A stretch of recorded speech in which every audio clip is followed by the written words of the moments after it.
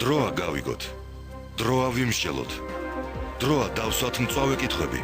დროა მივიღოთ ამომწურავი პასუხები. Talk-show ქრონომეტრი. ეკავ ვებხვაძესთან ერთად. რადიო იმედზე. ინდიის ბოლო კვლევების საპრეზიდენტო არჩევნები და ხელისუფლების გამოწვევა შეიძლება თუ არა არჩევნების ჩატარების ძველი პრაქტიკა, როგორც ამას პარლამენტის თავმჯდომარე აცხადებს, იქნება თუ არა მეორე ტური, რატომ არენდობიან პოლიტიკოსების სოციოლოგიურ კვლევებს და რამდენად ასახავს ის რეალურ სურათს. დღეს ჩვენს ეთერში კავკასიის რეგიონალური უსაფრთხოების ინსტიტუტის დირექტორი ალექსანდრე რუსეცკი და ჯეპრას უფროსი კონსულტანტი სოსო გალუნიშვილი საუბრებენ. Talk-show ქრონომეტრი. ეკავ ვებხვაძესთან ერთად. რადიო იმედზე. საღამოშიდობის პირდაპირ ეთერშია გადაცემა ქრონომეტრი სტუდიაში ეკავ ვებხვაძე მუშაობს, როგორც უკვე გითხარით ჩვენი გადაცემის სტუმარი გახლავთ კავკასიის რეგიონალური უსაფრთხოების ინსტიტუტის დირექტორი ალექსანდრე რუსეცკი, ის ჩვენთან არის ეთერში საღამოშიდობის მოგესალმებით და პირდაპირ ეთერში ჩაგვერთვება ჯეპრას უფროსი კონსულტანტი სოსო გალუნიშვილი. საღამოშიდობის სოსო. საღამოშიდობის მოგესალმებით. დიდი მადლობა რომ გვერთვები პირდაპირ ეთერში. სანამ საუბარს დავიწყებ და ტელეფონის ნომრებს შევახსენებ მსმენელებს 292 1188 292 1199 შეგიძლიათ ამ ტელეფონის ნომრებზე დარეკოთ და ჩვენ სტუმართან დასვათ შეკითხვები. როცა პირველ რიგში გუშინ კვლევებთან დაკავშირებით მინდა გკითხოთ, ჩვენ ვიცით ეს კვლევა როდის ჩატარდა 2013 წლის ივლისში, გამოიკითხა დაახლოებით 2338 რესპონდენტი მთელი საქართველოს მასშტაბით. და გამოყენებული იყო პირისპირ ინტერვიუს მეთოდი.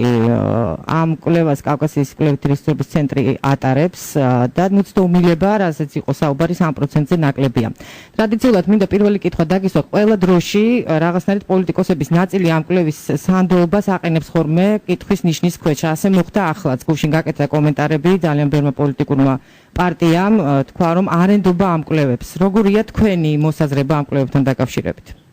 საკვირველია ვენდობი და მეცად გეტყვით რომ შემიძლია გითხრათ რომ ის პოლიტიკოსები რომლებიც აცხადებენ რომ არენდობიან კვლევებს სწორედ ამ კვლევების მიხედვით დაიწყებენ საკუთარი სტრატეგიების დაგეგმვა. აქედან გამომდინარე შემთხვევაში ცოტათი თვალთმაქცობენ ჩვენი პოლიტიკოსები. რადგან მაგალითად წინა წლების გამოცდილება მაჩვენა რომ ძალიან ბევრმა პოლიტიკურმა პარტიამ, პოლიტიკურმა ლიდერმა სწორედ NDI-ის და AIRA-ის კვლევების დაყნობით განახორციელეს საკუთარი სტრატეგიის დაგეგმვა და პირდაპირ ჩანდა როგორ ახორციელებდნენ ისინი ამ სტრატეგიას და როგორ ეცანადებოდა ამ კვლევის შედეგებს.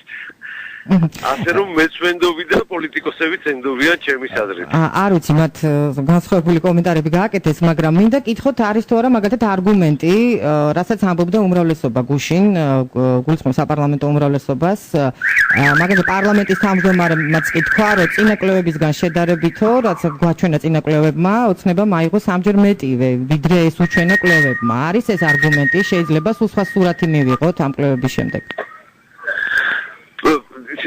კვლევების რელევანტურობაზე შეიძლება ალბათ იცით როგორ შეიძლება მოდი ამ კვლევების გადამოწმება. უნდა იყოს პოლიტიკურმა პარტიამ დაიქირავოს ძალიან მაღალ ავტორიტეტული სხვა ორგანიზაცია, ჩაატარებინოს კვლევა და როდესაც აცდენა იქნება, გვაჩვენოს რაში არის აცდენა.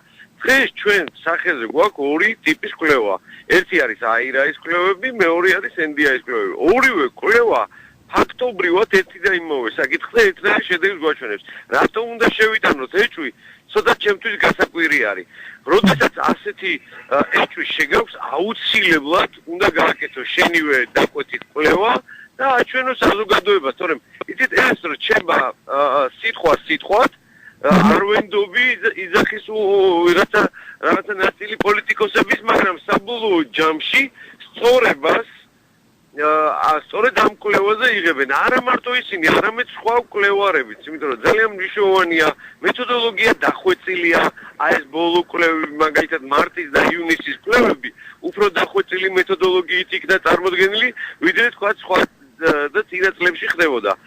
ეჭვის შეტანის არანაირი საფუძველი არ გამაჩნია, მინდა გითხრათ, იმიტომ რომ ძალიან ბევრი რაღაცა, რასაც ჩვენსავე ცხოვრებაში ხვდებით, რაც ჩვენი ეგრეთ წოდებული გამოცდილებიდან შეგვიძლია ავიღოთ, ძალიან ბევრი რაღაცა ერთმანეთს ემთხვევა. აქედან გამომდინარე არანაირი ეჭვის საფუძველი არ არსებობს, რომ რაღაცა კვლევები გაყალბებულია, რაღაც მონაცემები შესწორებული. ანუ არც თომილება აი ამ კვლევებს, როდესაც გადახედეთ, იყო გუშინ საუბარი იმაზეც, რომ მაგალითად დავით ბაქრაძის მოწონების რეიტინგი არის ძალიან მაღალი, 48%, გიორგი მარგველაშვილის მასზე ნაკლები 45%. სხვა კანდიდატებზე ახლა არ შევაჩერებ ყურადღებას, ამაზე ჩემს სტუმართან ვისაუბრებ, რომელიც ჩემთან ერთად არის ეთერში. და რაც შეეხება ვის ისურვებდით პრეზიდენტად, ამ შემთხვევაში 29% ისურვებდა გიორგი მარგველაშვილს და 10% ნაციონალური მოძრაობის კანდიდატს. რას ნიშნავს ეს? ეს ნიშნავს, რომ 48%-ს მოწონს, მაგრამ არჩევის შემთხვევაში არ აირჩევს. ძალიან იცით რა არის რაღაცა კითხვები ხო? მე მაგალითად ეხა ამ კითხვას მაგალითად აბსოლუტურად ზედმეტად მივიჩნევდი, იმიტომ რომ არანაირი ბენეფიტი მაგალითად ამ კვლევარისთვის ან სამომავლო დაგეგმარებისთვის საერთოდ არ არსებობს, იმიტომ რომ არის კითხვა კითხვისთვის. ესეთი ტიპის რაღაცებზე შეიძლება რომ ვეკამათოთ თქვა კვლევის ავტორებს და არა ის რომ კვლევა არ მოგწონს ან ვენდობი თუ არა. იმიტომ აი ამ მოწონება არ მოწონების ტერმინებში რასაკვირველია ამომრჩეველი არ იღებს გადაწყვეტილებას. თავარი მანიშნებელი. ანუ მეთოდოლოგიური წუნის ესო უბრალოდ არ არსებობს, რომელიც პირდაპირ მიუთითებს იმაზე, რომ ფაქტობრივად უალტერნატივო არის ქართული კოალიცია, ქართული ოცნების კანდიდატი. აი ამაზე მიუთითებს ეს საკითხი. თქვენ აი დასაწყისში აღნიშნეთ, რომ შესაძლებელია თუ არა, რომ ჩატარდეს მეორე ტურიო. მე შემიძლია გითხრათ პირდაპირ ამ კვლევებზე დაყრდნობით, იმ ტენდენციების გათვალისწინებით, რომელიც ჩამოყალიბებულია ფაქტობრივად 1 წლის განმავლობაში, თქვა 9 თვის განმავლობაში, იმ ტენდენციებზე დაყრდნობით, როდესაც მე ვხედავ პარტიების სტრატეგიებს, მათ ტაქტიკას, გარკვეული ზრდის პერსპექტივას, განვითარების ტრენდს, პირდაპირ შემიძლია გითხრათ, რომ მეორე ტური ფაქტობრივად გამორიცხულია. იმიტომ რომ დღეს ქართულ პოლიტიკურ სივრცეში არსებულ არც ერთ პოლიტიკურ პარტიას, გარდა ქართული კოალიცია, ქართული ოცნების კოალიციისა, არ აქვს იმის რესურსი, არც ფინანსური, არც ადამიანური რესურსების თვალსაზრისით, იმისათვის რომ რამენაირად წინააღმდეგობა გაუწიოს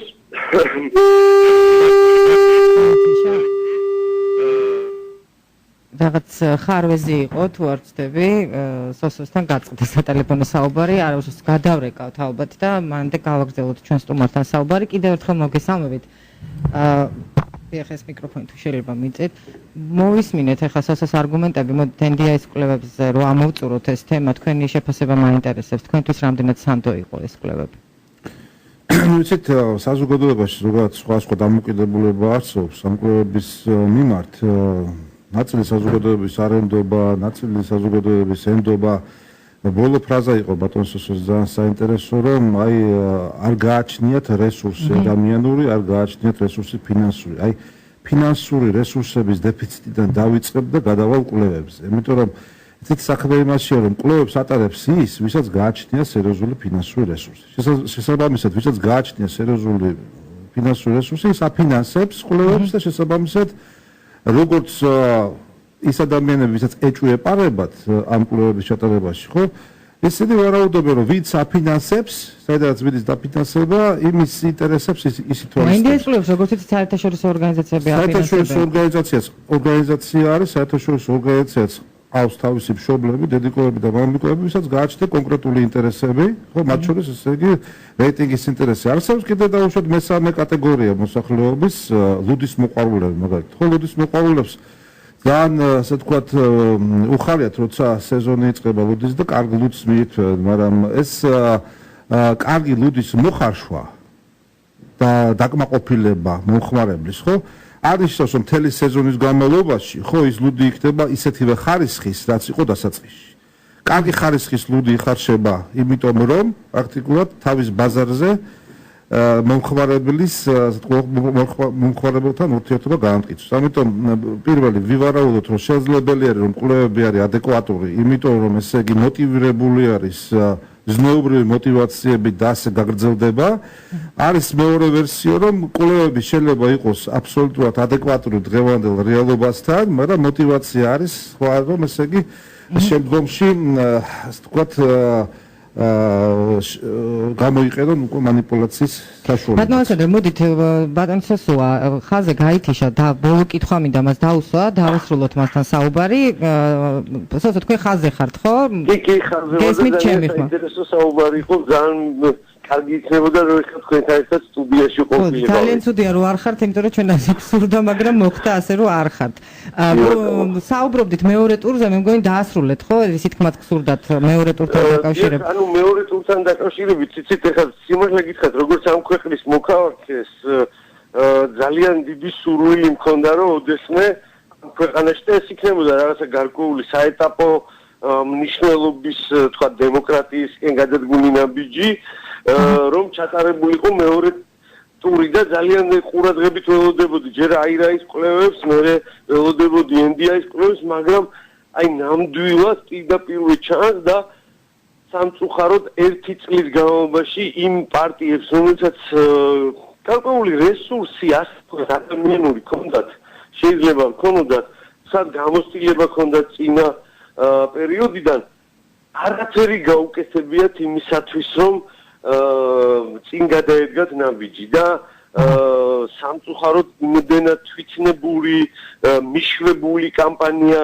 ჩაატარეს აი ამ ერთი წლის განმავლობაში, რომ შეუძლებელია თუ არ მოხდა ისეთი დონის კრიზისი ან უარესი, როგორც იყო თქვა ხელისუფლებისთვის ვამბობ, როგორც იყო თქვა კადრები და ასე შემდეგ და პრინციპში ერთი წლის განმავლობაში ასეთი ინფორმაციის მოპოვება პრინციპში შეუძლებელი იყო. ანუ მეორე ტური არ იქნება ამ კვლევების მიხედვით, ხო? ასეთი რაღაცა შეუძლებელი იქნება, რომ მათ პირდაპირ გეტყვით 10%-იანი ნიშნული გადავა. ანუ ძირითადი ბრძოლა იქნება ნაციონალურ მოძრაობასა და ოცნების კანდიდატ შორის. არა, ვერ დაგეთანხმებით, ეკა ძირითადი ბრძოლა იქნება მეორე ადგილისთვის.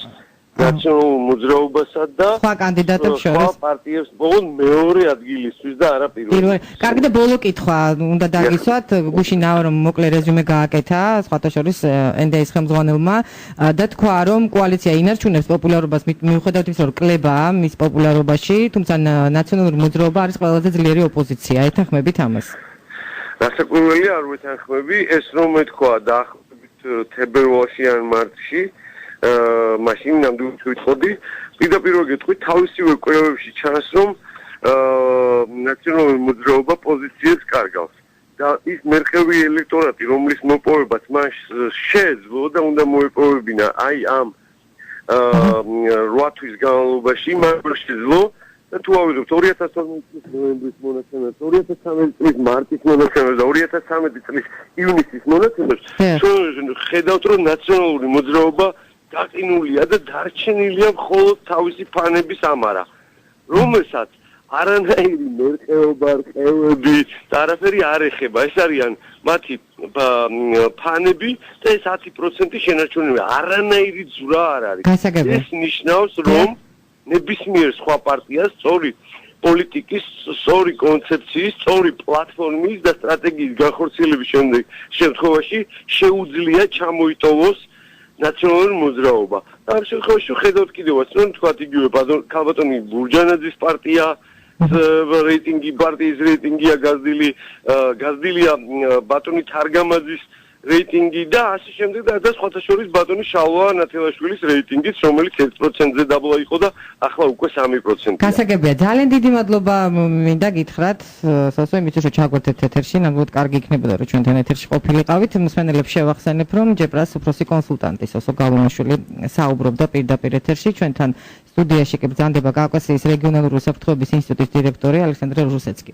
ეთანხმებით სასოს აი ბოლო ნაწილში რაც თქვა მეორე ტურთან დაკავშირებით და მეორე ადგილთან დაკავშირებით, რომ იცით მე ვეთანხმები ყველაფერში ბატონ სოსოს და არაფერში არ ვეთანხმები ამავე დროს. ეს რას ნიშნავს, რომ ის ფრაზები, რაც ბატონმა სოსომ ესე იგი რითიც დააპაკეტა თავისი პოზიცია, ჭეშმარიტებას და სიმართლეს არ არის მოწყვეტილი, მაგრამ მე სხვანაირად განვათავსებდი და განვალაგებდი სივრცეში, საინფორმაციო სივრცეში ამ ფრაზებს. ესე იგი პირველი მე მეჩვენება რომ ესე იგი მიმდინარეობს უკვე გარკვეული პოლიტიკური სერიოზული ბრძოლა და იქნება გარკვეული განწყობები ასეთი ხასიათის რომ მაგალითად პირველი რომ უალტერნატივო არის ოცნების კანდიდატი ხო ესე იგი მე ვფიქრობ რომ სად იქნება ეს განწყობები ამ კვლევებში?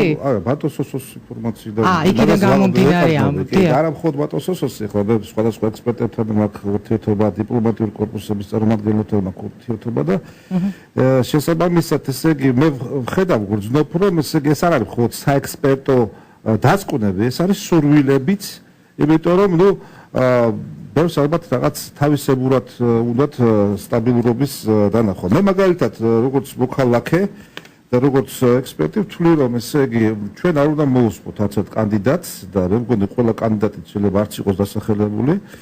საქართველოს წარმოადგენს უკვე დღეს ვხედავთ ჩვენ დიასპორალურებს ნაციას და შესაბამისად ჩნდება სხვა კანდიდატურებიც ხო?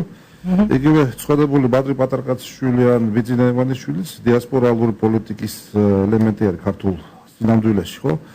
იგივე ვაშაძე რიგოლი ყოფილი მინისტრი ან სალომე ზურაბიშვილი ასევე ხო? ანუ ესე იგი ეს წინასწარ ამის თქმა დღეს რომ ესე იგი ეს უალტერნატივო არის ეს არჩევნები და შესაბამისად ესეთი ისედაც ნიჰილისტური განწყობილება არის საზოგადოებაში და ბევრს აქვს დაკარგული იმედები და ჩემი აზრით არ არის კარგი და მეორე კიდე ეს არის ერთი მხრივ სწორი ბატონმა სოსომ სწორბზადა მეორე ადგილისთვის პირველ ტურში ბრძოლა ნამდვილად წარიმართება ამ ეტაპზე მე ვხედავ რომ რეალური ორი პოლიტიკური ძალა არის ვინც შეიძლება ესე იგი შეერკინოს ერთმანეთს ეს არის ალბათ ნინო ბურჯანაძის მოძრაობა დემოკრატიული და ბატონი ბაქრაძის თქვათ ფენომენი აქ მე გავჩერდები იმიტომ რომ თუმცა არის სალომე ზურაბიშვილიც რომელიც ყოველთვის გუშინ თქვა ტელეეთერში რომ ის აპირებს მონაწილეობა მიიღოს არჩევნებში მაგრამ ის არ წარუდგენია ეს აკეთებს კიდე ვერსიას რომ შესაძლებელი არის გარკვეულ პოლიტიკურ სპექტრს დასჭირდეს დამატებითი ძალების შემოყვანა ესე იგი პოლიტიკურ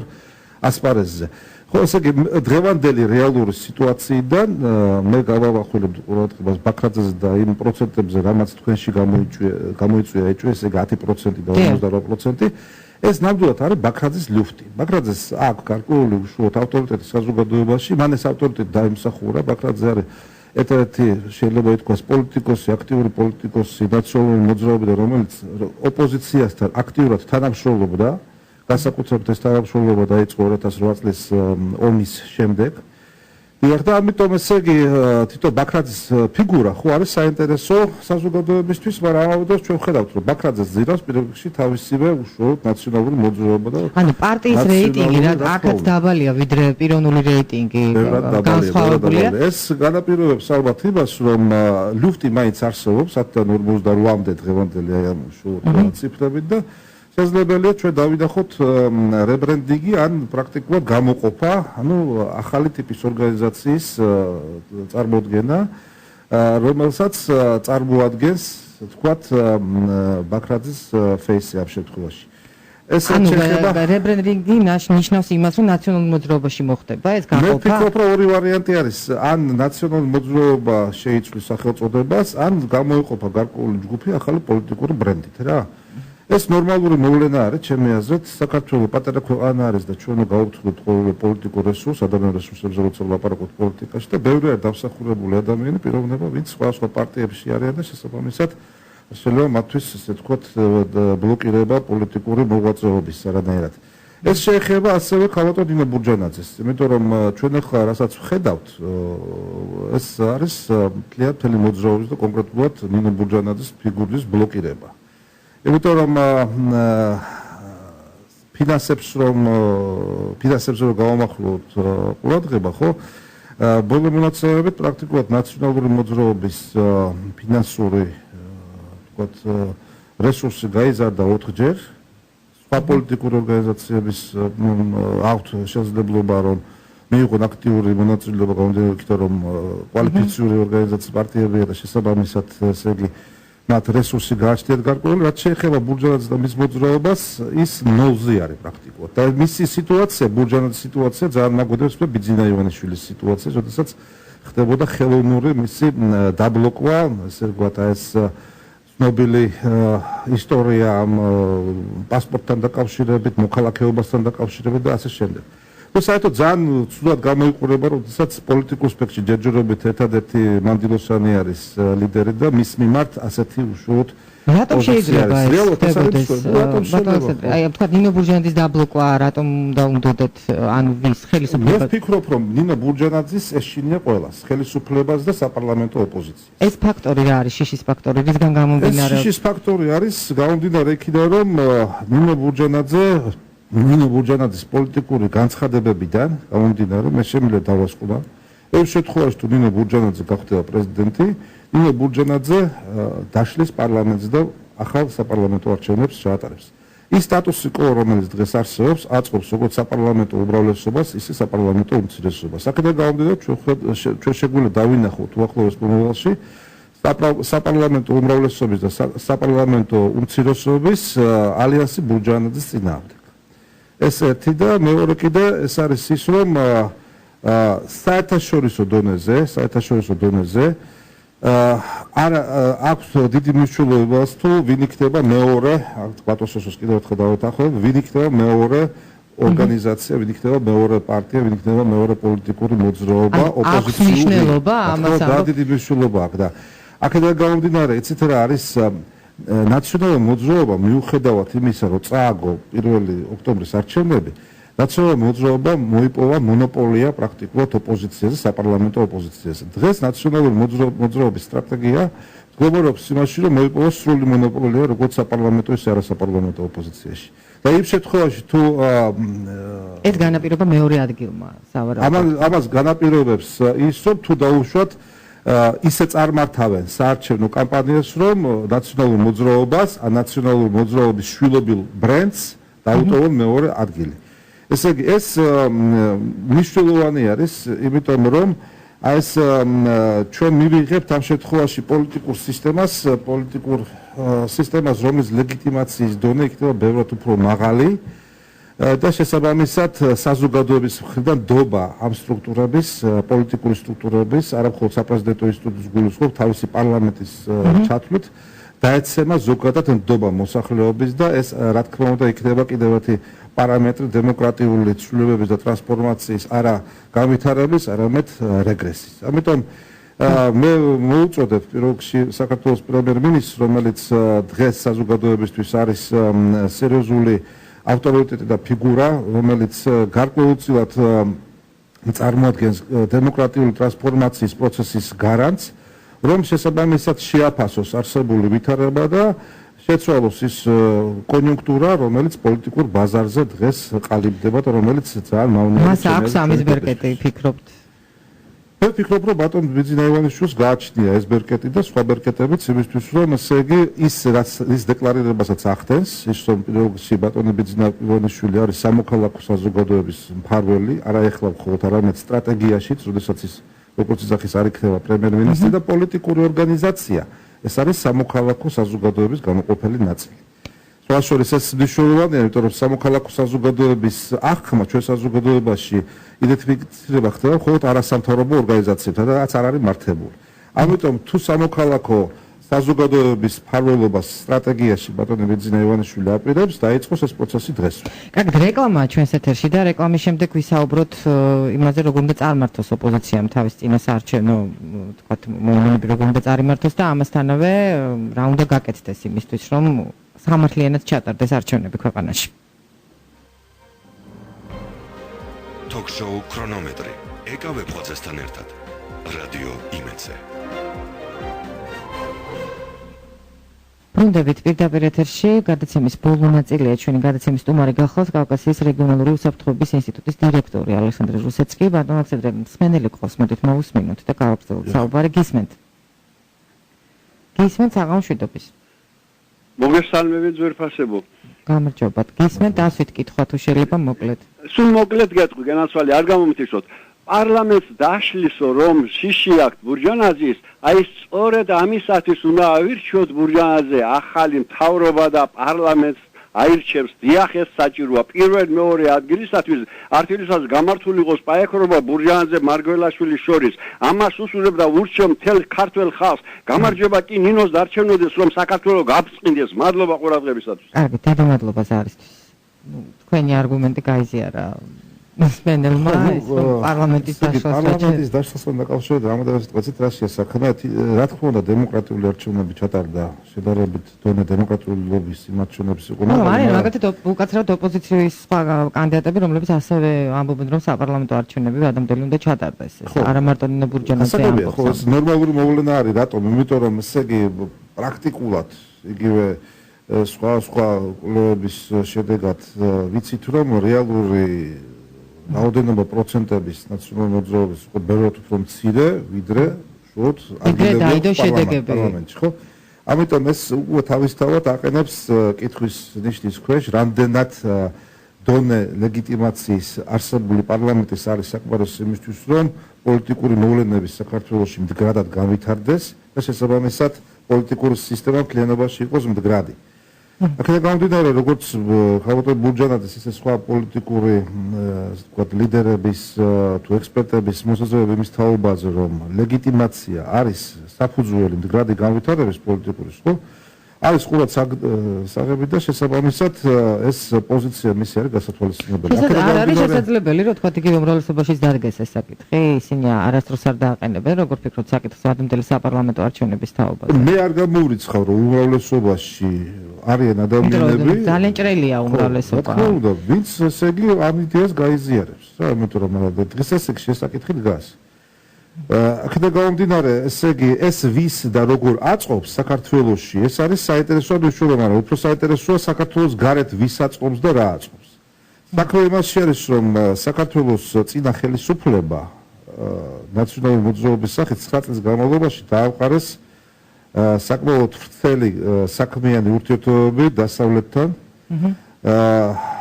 აღმოსავლეთთან და საერთოდ გარე სამყაროსთან.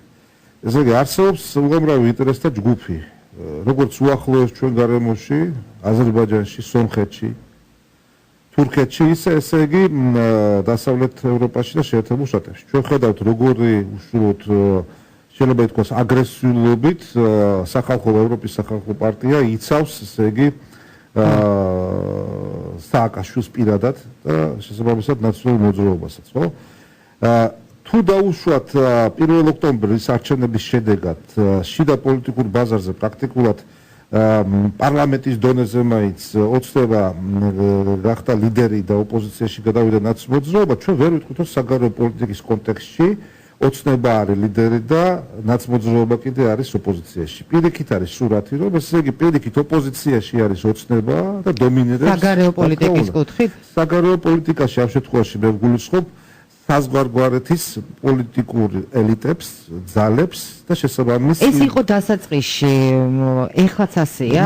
მაშინ მოვიდა ოცნება ხელისუფლებაში. კონგრესის ჯგუფის განცხადება ვიღოთ, იგივე ამ სახალხო პარტიის აქტიურობა, იგივე სომხეთის პრეზიდენტის კომუნიკაციები, ესე იგი სააკაშვილთან, მოლდოვაში, უშუალოდ უკრაინაში და ასე შემდეგ. ნუ ბევრი არის.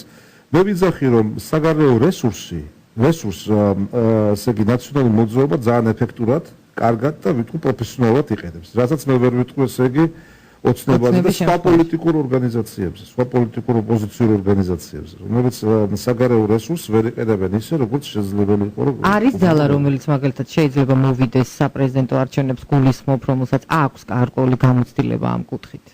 მე რეალურად ვფიქრობ, რომ ესე იგი ეს გამოცდილება დღეს რომ მქონდეს ეს გამოცდილება ჩვენ პოლიტიკურ სპექტრში, მე ამას ვერ გძნობ. რა ახლა რამოდენიმე ორგანიზაცია, ვისაც შესაბამისად უფრო აქვს საგარეო პოლიტიკა კარგად აწყობილი, ქრისტიან დემოკრატები მაგალითად და რამოდენიმე სხვა ორგანიზაცია, მაგრამ სამაგიეროდ სხვა სფეროებში აქვს მაგათ სერიოზული სირთულეები და ამიტომაც ეს მათ რეიტინგზე აისახება. ფიქრობთ, თუ კი ნაციონალური მოძრაობის კანდიდატი დაუშვათ გახდება პრეზიდენტი საპრეზიდენტო არჩევნებში, ურთიერთობა როგორი იქნება? ნაციონალური მოძრაობის თუ გახდება პრეზიდენტი, დაუშვათ ასეთი ალბათობაც მაგალითად, როგორ ფიქრობთ, ურთიერთობა როგორ წარიმართება მთავრობასა და პრეზიდენტს შორის? მე ვფიქრობ, რომ თუ ვივარაუდებთ, რომ ეს ვარაუდის დონეზე ბაქრაძესა და მთავრობას შორის ურთიერთობა უკეთესი იქნება, ვიდრე სააკაშვილსა და მთავრობას შორის ეს გასაგები არის, ხო?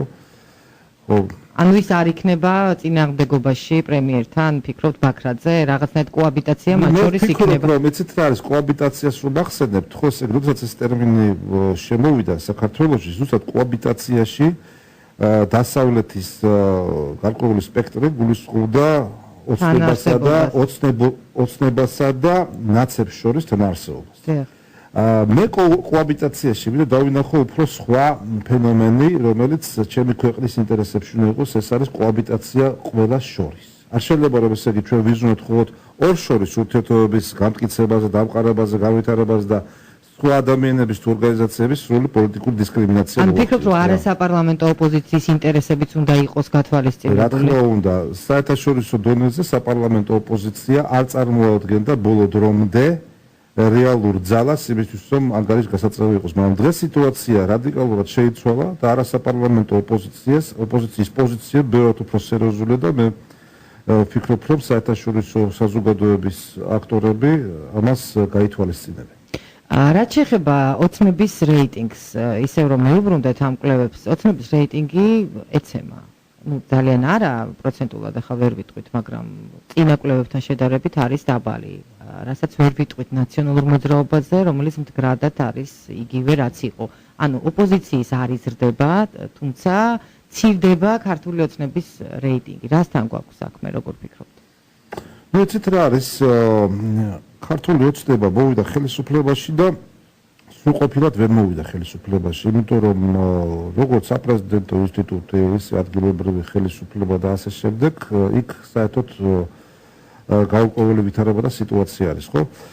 ამიტომ ის რეფორმები, ის იდეები და ინიციატივები, რაც ოცნებას გუნებაში ქონდა და აქვს, ხო? არასრულყოფილად ხორციელდება და შესაბამისად მოსახლეობა ამას გრძნობს, მოსახლეობა ამას ხედავს, ბევრი საუბრობს იმედების გაცვლილებაზე.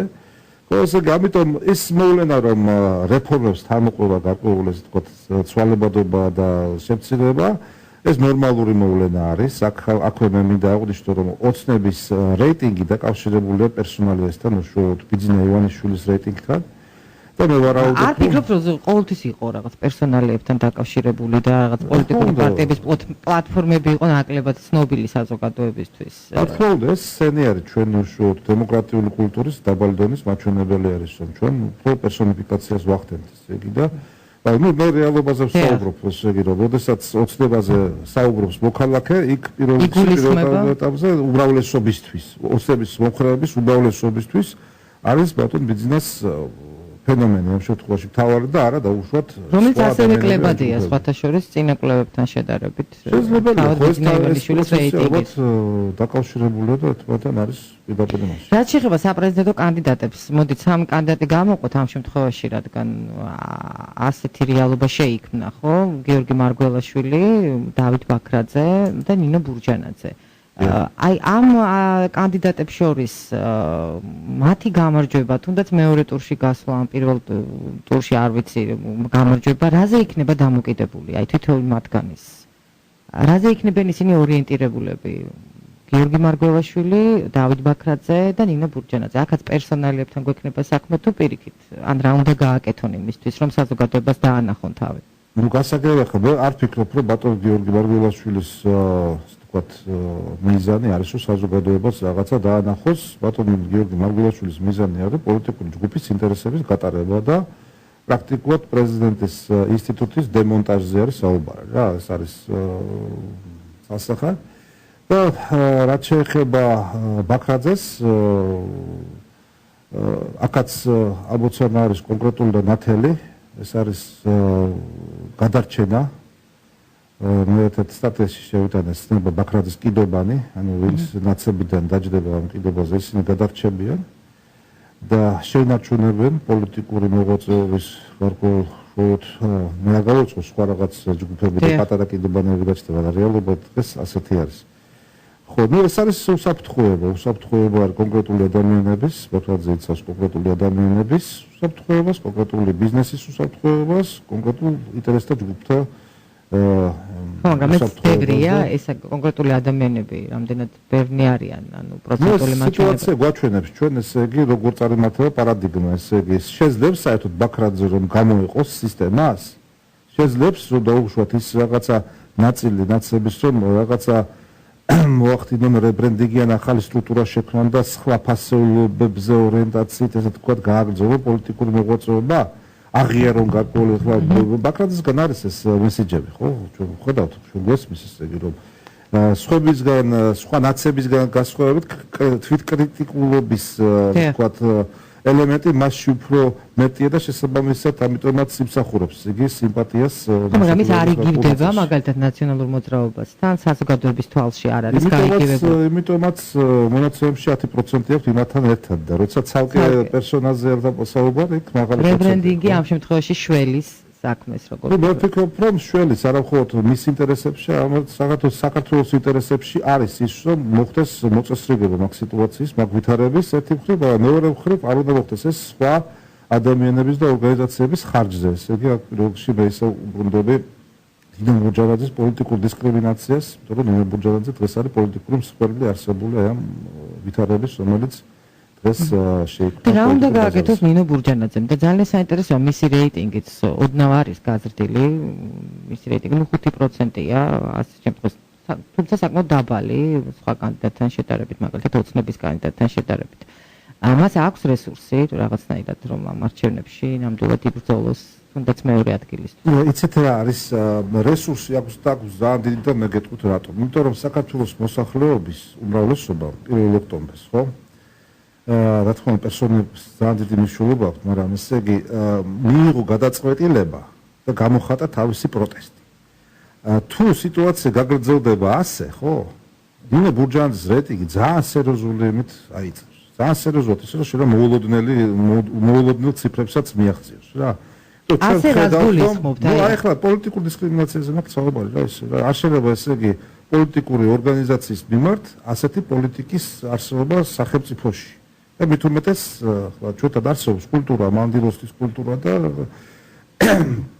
შეიძლება სხვადასხვა მოსაზრებები ქონდეს ჩვენ ნინო ბურჯანაძის ესე იგი პოლიტიკურ მოსაზრებებთან და ასე შეიძლება, მაგრამ ის რომ ეს არის გამოჩენილი პოლიტიკური მოღვაწე და მანდილოსანი, ხო, ალბათ უფრო მეტ ჯენტლმენობას და მეტ იმას ვთქვათ პატივს იმსახურებს პოლიტიკური სპექტრისგან და შესაბამისი სტრუქტურებისგან, ხო, ესე იგი ეს ფიგურა.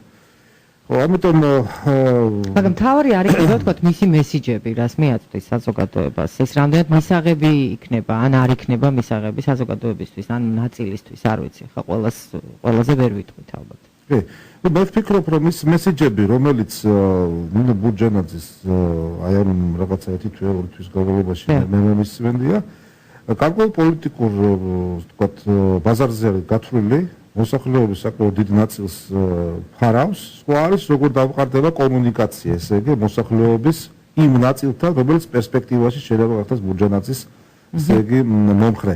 მე გეტყვით რომ დიდი რაოდენობა მოსახლეობის, დიდი პროცენტი, ესე იგი და ეს ლიფტიერი ყველასთვის სათამაშო, ესე იგი დღეს არის გაურკვევლობაში. დიახ, ეს ძალიან დიდი პროცენტია. დიდი პროცენტი არის, მე მგონი 40% არის. დიახ, 26%-ია საპრეზიდენტო კანდიდატების შემთხვევაში. ისე 26 დიდი პროცენტი არის, ანუ საუბარი იმაზე არის, რომ მოლოდისში არის მოსახლეობა ერთი მხრივ, მეორე მხრივ ნიჰილისტური, ასე ვთქვათ, განწყობები არის, მე ეს იყო 1 ოქტომბრის არჩევნების დროსაც. ახლა ხო ეს არის ის, რომ საერთოდ არ წავალ ამ არჩევნებზე, საერთოდ მინდა იქ თუმცა ძალიან დიდი პროცენტი აპირებს წასვლას. ეს არის 76% აპირებს საპრეზიდენტო არჩევნებზე წასვლას. ხო, აი თუ დაუშვათ ის ვერსია იქნება, რასაც ბატონი სვამობდა, ესე იგი გადაწყვეტილება პრაქტიკულად მიღებულია და მეორე ტური არ იქნება და მარგველაშვილი იქნება, ხო, მაშინ ჩვენ დავიდახოთ 76-დან შეიძლება 36-მდე დავიდეს, თქვათ ეს ციფრი. აი რა უნდა მიაღებინოს? კიდევ ერთხელ გეუბნებით, ეს არის ჩვენი ერის თავმოყარეობის საკითხი არის, ხო? საზოგადოებამ გამოხატა 1 ოქტომბერს პროტესტი და ასეთივე პროტესტს გამოხატავს 27-ში. თუ ნახავს უსამართლობას. ჩვენში აი რა ბევრი რაღაცა არის უარყოფითი, მაგრამ იმას ვერ დაუკარგავს საზოგადოებას, ახლა ჩვენთან სტუდენტ იყო ადამ მიხნიკი, ესე იგი სოციალური დისიდენტი, პოლონელი ახლა გაზეთ ვიბორჩას რედაქტორი და დამფუძნებელი და ის დაესწრო 1 ოქტომბრის არჩევნებს და ასეთ საინტერესო ფრაზა თქვა. ევროპაში იძახიანო რომ ესე იგი ივანიშვილმა იყიდა ხმებიო. ისაც მე დავინახე თბილისის ქუჩებშიო, ხო?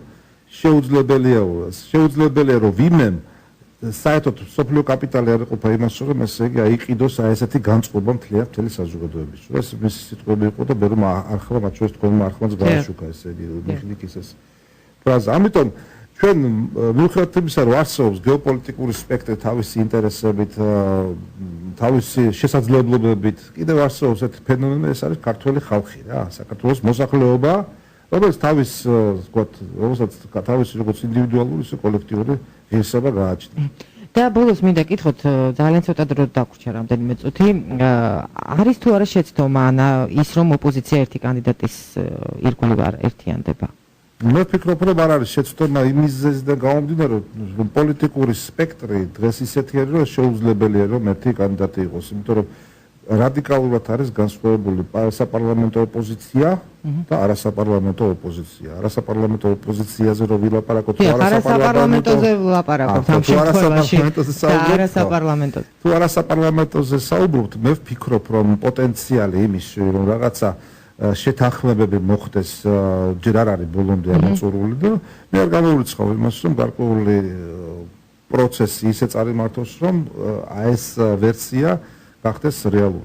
დაახლოებით ალბათ 2 თვეა, ხო, 2 თვე, მაგრამ მეტიც დარჩა არჩევნებამდე, ოქტომბრის ბოლოს არის არჩევნები დანიშნული და ფიქრობთ, რომ რაღაცნაირად ეს პლატფორმა შეიცვლება, ვითარება პოლიტიკური?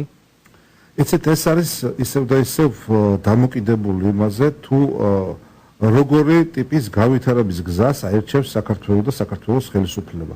თუ ჩვენ გავაგრძელებთ მოძრაობას ილუზორიული დემოკრატიის გზით, როდესაც ჩვენ ცრუ ლეგიტიმურობას ვქადაგებთ და ვიძახით, რომ აგერ ჩავატარეთ არჩევნები, ლეგიტიმაცია არ არის მხოლოდ იურიდიული ცნება. ლეგიტიმაცია გასაზღვრავს ადამიანების ნდობას პოლიტიკური სტრუქტურის, პოლიტიკური სისტემის მიმართ. ლეგიტიმაცია გადასაზღვრება დღეს პოლიტიკური რეალობიდან არ მხოლოდ მოქალაქეების სურვილით, არამედ საგარეო აქტორების სურვილებითაც. ეს არის ის პოლიტიკური რეალური პოლიტიკა, რეალურ პოლიტიკაში ჩვენ ვარსებობთ. ამიტომ ძალიან ბევრი რამ არის კიდევ ერთხელ ვიძახი დამოკიდებული კონკრეტულ პერსონაჟზე, ეს არის ბიძინა ივანიშვილი. თუ ბიძინა ივანიშვილი გაატარებს იმ ხაზს, რაც ის დეკლარირებასაც ახდენს, რომ სამოქალაქო საზოგადოებას უნდა დაუჭიროს მხარი და ეს არის მისი სტრატეგიული ამოცანა, რომ შექმნას ძლიერი ქვეყანა და ძლიერი საზოგადოება, ხო? მაშინ არ უნდა დაელოდოს საპრეზიდენტო არჩევნებს და ეს სტრატეგია უნდა განახორციელოს დღეს და არა ხვალ. უნდა ყველას ჰქონდეს თანაბარი მონაწილეობის შესაძლებლობები, ეს ერთი. საარჩევნო გარემო შეიცვალა. კოაბიტაცია უნდა იყოს ყველასთვის და არა ცალკეული ჯგუფებისათვის. აი ეს